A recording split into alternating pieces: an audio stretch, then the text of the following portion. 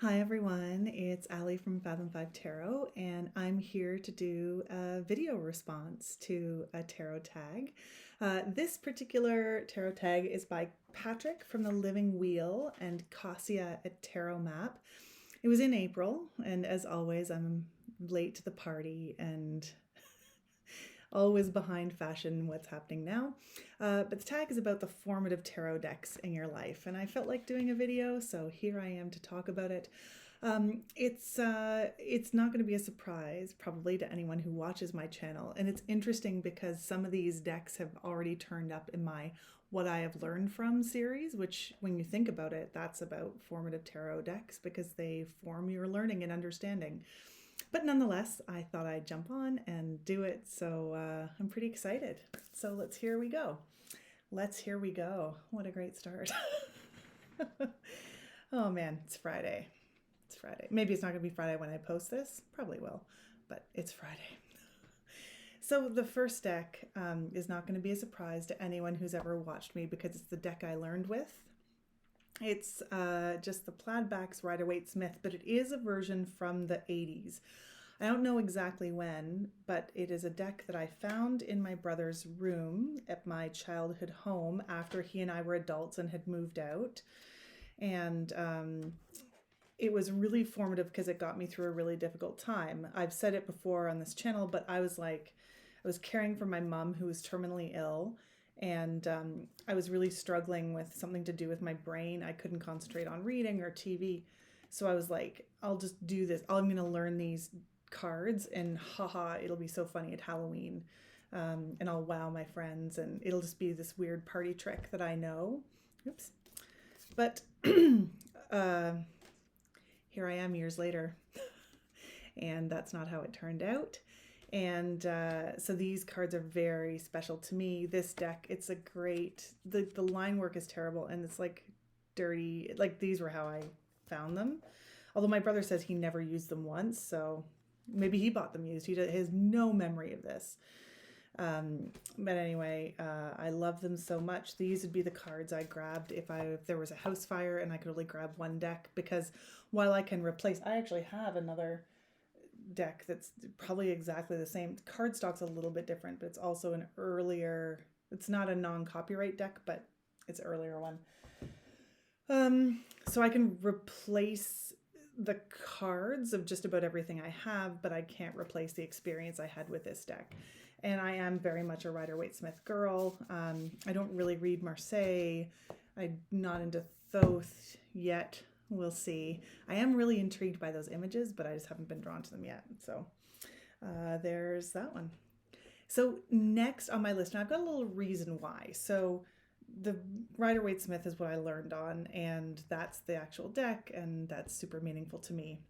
But the deck that really built my confidence, although it took a little while, was the Morgan Greer. Initially, I struggled with the transition, although I've always adored this deck. I've actually given this deck to a number of people because I love it so much. I love the images. I love it. It's funny, I feel like now borderless cards are everywhere. It's not difficult to find a borderless deck, but when I started, like having a deck with no borders was just a huge deal. And I don't know, it's got a real 70s groove to it, which works for me. And it's got all of the traditional imagery in there. But I initially struggled because it was so close up and so facey, right? Like it took away a lot of the scenery and focused on the faces. Oh, I'm not finding, like, that's not a very good example. That's not a very good example either. That isn't that a gorgeous card though? Stunning.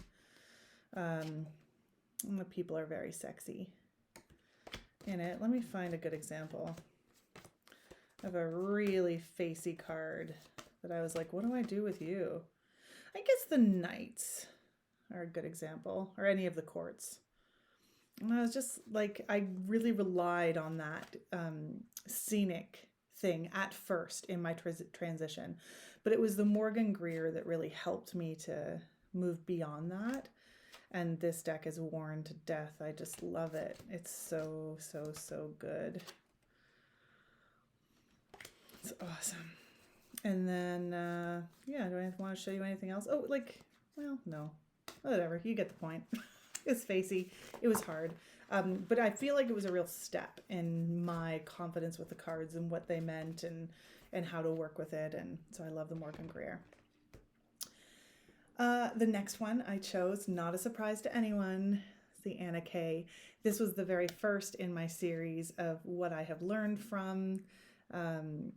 This is the indie version. Like I'll link some more videos below, maybe in case you're interested in it. I happen to really enjoy the indie version of this one, but I know a lot of people actually like the mass market better because the colors are more saturated and they pop more, and the titles are easier to read. That's why I've got my glasses on. Not that I need the titles with this deck, but you can see it's a bit much. But this deck did two things really for me. It made me not so dismissive of art styles that didn't immediately seem to jive with me, because I didn't think for ages, I think it was Avalon Cameron who first displayed this deck on her channel when she was Avalon's Mystic Journey. Is that right? Avalon something Journey. And she was talking about what a great deck it was. And I was like, huh, really? Because of the art style and the way the faces were drawn. But she is, I'm going to show that one in a minute. She's really right. I just really click with this deck. And it's just, the art style and the faces don't matter as much as the thought put into the symbology behind it. So that was a really good learning for me. And this deck was such a delightful surprise. Like, oh my God, look at that. Oh, little kid on their back. So good. The other thing this deck really did for me in terms of my learning, and I have, again, it's the indie guidebook. I don't think the mass market guidebook has anything different in it. Mine's really worn. But I found this guidebook really broke down some of the cards that I was finding a struggle with more generally. Cards like the World, where I was like, World's huge. What do you mean the World is going to be a tarot card? But also the Courts. This deck really, really helped me with the Courts. Like, isn't that a perfect depiction of the King of Swords playing chess, planning out moves ahead of time? You know, just taking the pieces of the other player. It's so good. So this deck was really helpful to me. I was really struggling with the Courts, even after my movement through the Waite Smith and the Morgan Greer. I just love it. Okay. Next on my list is another one I've done and everything I've learned from video on. I guess it's only 3 out of 8. Still, it's a high percentage of ones I've done a video before. And that's a deck that I think I'm the only person probably on YouTube that owns. I don't really see anything about it because it's extremely specific. It's the Elora Tarot, and my cat chewed off the front of the box. But this is a local art project from the region that I live in Ontario. I don't live in Elora, but I'm not far from Elora. And so someone who is very interested in tarot and a visual artist got all these different visual artists to contribute to a tarot deck with one or more images. One of them is Andrew McGregor from Toronto. He runs the Hermit's Lamp store online, and he's awesome. So some people who are super, super into tarot and also visual artists, but also some people who are visual artists who cared to varying degrees about the tarot. I'll save that one because it's my favorite. And you can really tell which people are into the tarot and which people were just creating. I've talked about some of these cards before. I'm just trying to find one in particular that makes me laugh. So for that reason, this deck was so helpful to me because there are images I really, really like and images that I don't. So I should have pulled these ahead of time. I apologize. Maybe I'm not gonna be able to find it. Oh, there.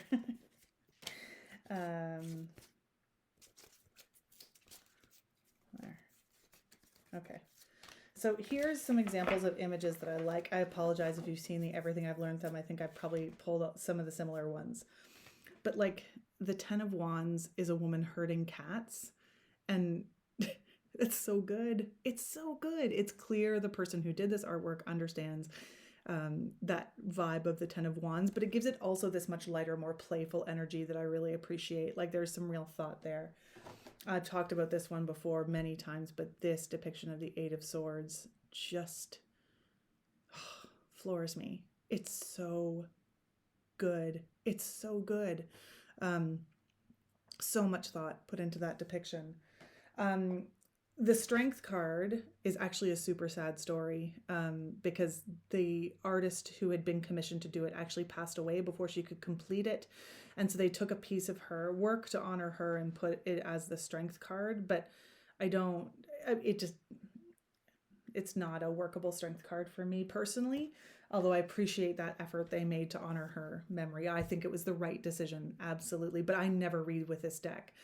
But then there were images where I was like, I don't like it. But I had to think through the process of why I did not like it, why it didn't work for me, why I couldn't make it jive. And so for that reason, when you go through a deck like this and every card, you're like, do I get it?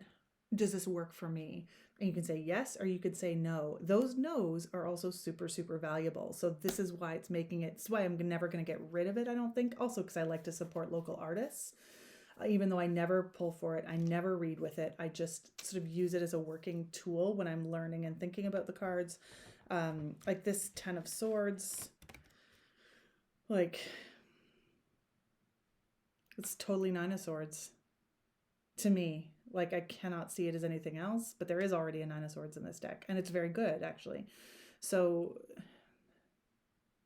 don't like it. Don't like it. I like the art is fine. I just don't like it for that purpose. So, and then we've got cards like this where I was like, oh my gosh, I can't wait to get into the guidebook and read about the star and all of these choices that he made. And the guidebook is basically the artist being like, my wife is so hot. Look at her. And I mean, he's not wrong.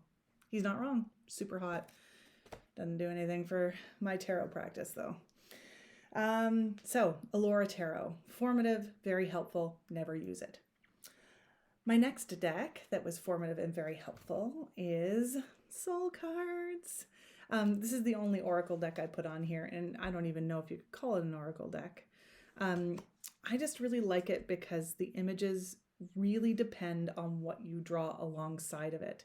It's like the film theory of the Kuleshov effect. If you're not a film nerd, then a Kuleshov effect, Lev Kuleshov, the filmmaker, said that a film shot will be affected by the shots that come immediately in before and immediately after it. And he illustrated this with a really simple, like, it's in the 1910s, maybe even before the 20th century actually.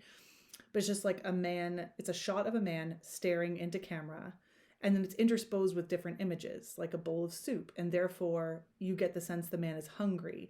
Or if there's a beautiful woman, you get a sense that he's having lascivious thoughts about her. Or if it's a casket, then you get a sense that he's sad, right? So this sort of tarot Kuleshov effect, if you will.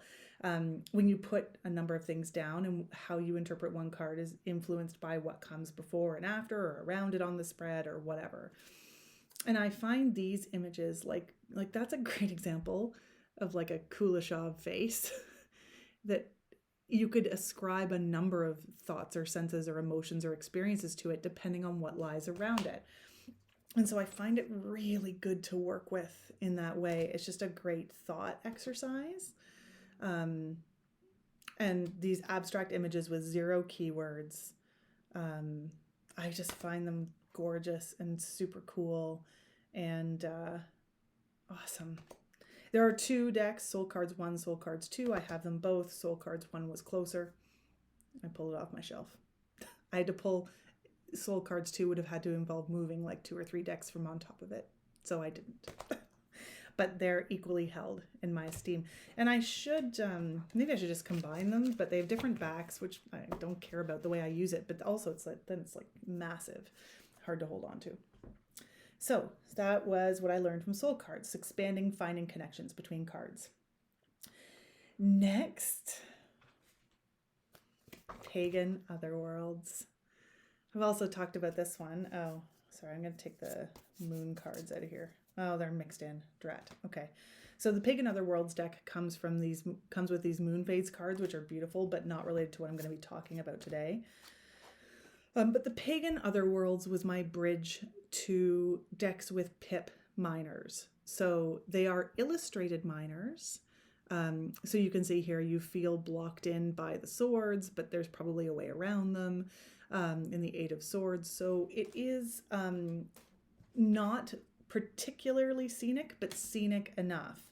And I feel like I really struggled with pips. That's a great example for the Ten of Cups too, right?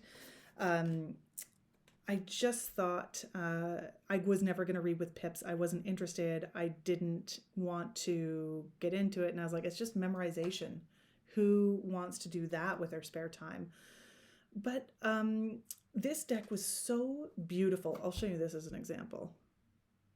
I couldn't not have the deck. I'll show you some majors for that reason. But man, it really did help me with these pips. I mean, look at that.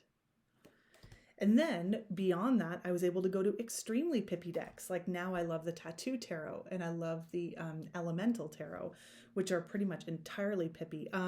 What am I loving right now?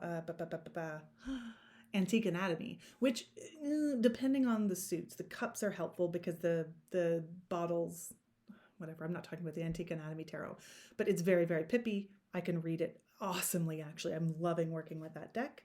And it's because of the Pagan Otherworlds. So super helpful. Look at that. Oh, so good. So I actually have 2 copies of it because I had the opportunity to get another one secondhand at a reasonable price. And I was like, if I lost the Pagan Otherworlds, I would be so heartbroken, or just if I spilled something on it or whatever. Okay, 2 more. So Pagan Otherworlds helped me get into the world of pips, which opened up a whole new series of decks for me, which is great for my learning and my readings and super cool. Not so great for my budget. Anyway, next is Spolia Tarot. Look at the size of this deck. There are so many cards in this deck. I never do anything with the astrological cards because I'm not that strong on astrological stuff at the moment. Let me just, I gotta put it down. I can't hold it and do this. Okay. So this is a deck, again, I was like, I hate collage decks. I will never get anything out of a collage deck, ever. And I was wrong. The act of assembling images from disparate places to create a new image is now so interesting to me. I have other collage style decks. Super Lunaris is a little bit collagey, but the Muse Tarot is one of my very favorites. I just talked about the Muse Tarot recently about how it was such a surprise to me. Now I adore it. Whereas before I just had no interest. And really it's because of there's an astrological one. It's because of the Spolia. It really just changed the way I looked at the making of art and my appreciation for it. And really, I think, strengthened my ability to look at detail in the cards. Whereas I always had been looking at detail, but I was like, what is this? And what does it look like? And how big is it in relation to other things? And how does it interact with other images on the card? I just feel like it really deepened how I look at cards and therefore was very formative for me. And finally, my last formative deck that I'm putting in, like all of my videos, I might change my mind in 10 minutes, but for this video right now, the last one I chose is the Wild Unknown. And the reason I chose this one, actually, it's like this is my full circle deck, because this was actually the first deck I ever bought. The first deck I ever had was this. But the first deck I ever bought was this. And this is actually, I was early in the Wild. I wasn't early enough to like beat the popularity of it. I didn't like, people were getting tattoos and stuff of the Wild Unknown. But I bought it in a brick and mortar store, first edition, in an art shop in Toronto. And I had been looking for it. So long before it was picked up by HarperCollins, I think, publishes the mass market. I don't have the mass market. Some people really love it. If I could get one really cheap at secondhand, I would, because I'm interested in some of the changes between the first, second, and third editions. But the reason I put this on as formative is because I feel like this deck really symbolized, oh, sorry, I couldn't see myself there. It really symbolized my progress as a reader because I fell in love with it and I raced to get it. And I was like, I love this deck so much. I cannot wait to work with it. But I just wasn't ready. I couldn't read it out of the box. It was too pippy. I wasn't comfortable enough with the court cards. So there's a court card. Like, what am I to do with that? Here's another one. Right? Here's a pip card. I was like, I just didn't have any of the foundations. And then just one day as I moved through, I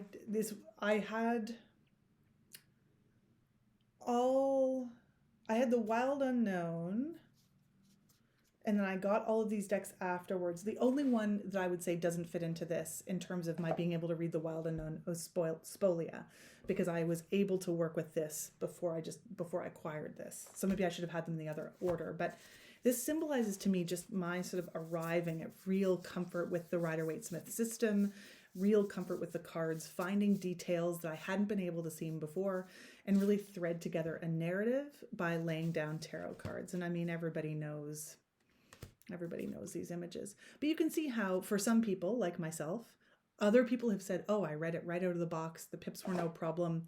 That's super cool. That wasn't my experience. So this is... when I was able, one day, I just remember, I was like, oh, I'm going to pull that deck off the shelf and just see what I get after having it probably for 2 years, maybe longer. And it was just like a dream. It was just like coming home. And so that's why it makes my formative list. So I've really been enjoying watching the other videos on this tarot tag, and thank you so much to Cassia and Patrick for throwing it out there. And I'd love to hear your comments. Do you share any ones in common with me? Are there ones I should know about that I maybe don't have yet? Maybe. I've too many decks. Anyway, I hope you have an awesome day, and we'll talk to you soon.